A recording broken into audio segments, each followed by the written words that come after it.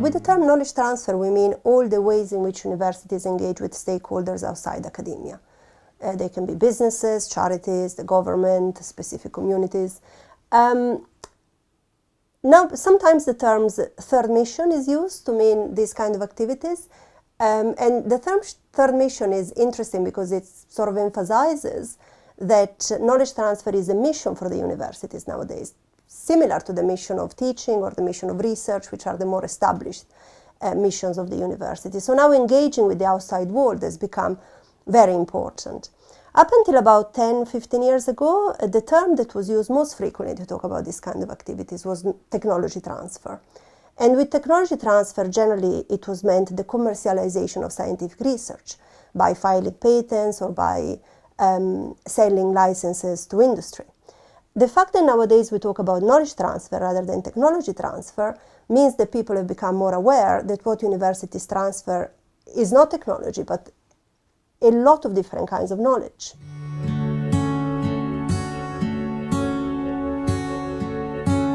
Universities are increasingly evaluated for their performance in all kinds of things, including knowledge transfer. And the way in which typically universities' knowledge transfer performance is assessed nowadays is through indicators of output. So how many patents does the university file, how many licenses it sells to industry, how many research contracts does it sign, how many spin-out companies does it hold equity in. However, it is true that universities engage in many other activities beyond these. For example, public engagement is a very important form of knowledge transfer. Many departments in Birkbeck, for example, they do a lot of excellent public engagement work. And if you measure the performance in universities only on the basis of patents, well, this excellent public engagement wouldn't be recognized at all.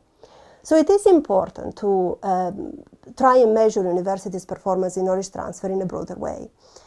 And my research makes an original contribution in two ways. First, it adopts a broader definition of what we mean by knowledge transfer.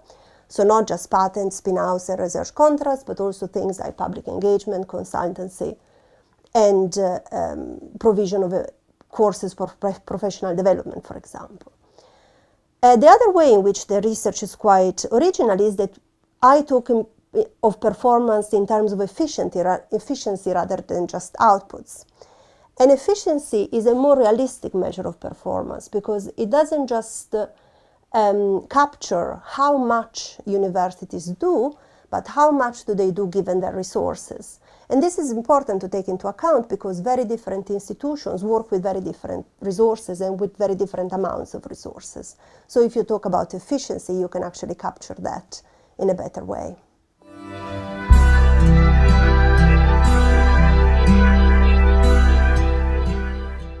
Well, it is very important that knowledge transfer performance is measured effectively but also fairly. Nowadays there is talk about including some kind of measures of knowledge transfer performance even in university rankings. And if that is the case, then the stakes for universities are going to increase enormously. And of course, for this reason, it's very important to make sure that when universities' performance is measured, it is measured in a broad way so that all the different activities that universities do are evaluated and not just some of them.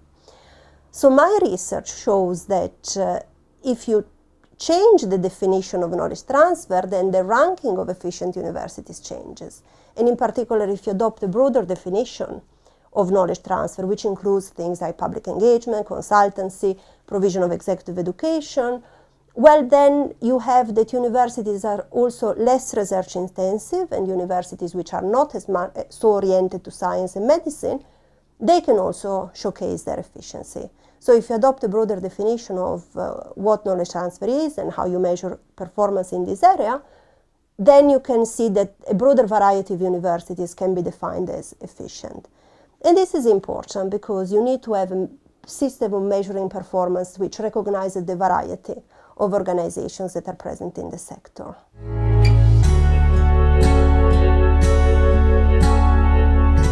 One paper that I'm currently writing tries to map universities on a multidimensional map according to the type of knowledge transfer activities they do and how intensively they perform them.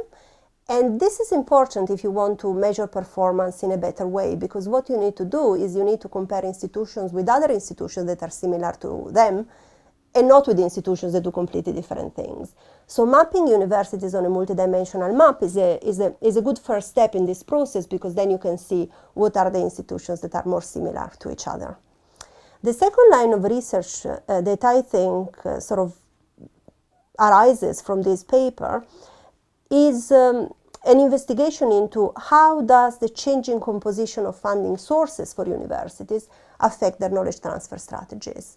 So there has been a lot of change in the last few years in terms of how universities are funded. And there hasn't been a lot of debate on how this actually affects what universities do. In a way, the assumption is that, as long as universities are funded, then it doesn't matter. But actually, the composition of funding sources can have very strong effects on the incentives that universities have to engage in one activity as opposed to another. So, for example, in teaching as opposed to research, as opposed to knowledge transfer. So I think this is a topic that merits more attention.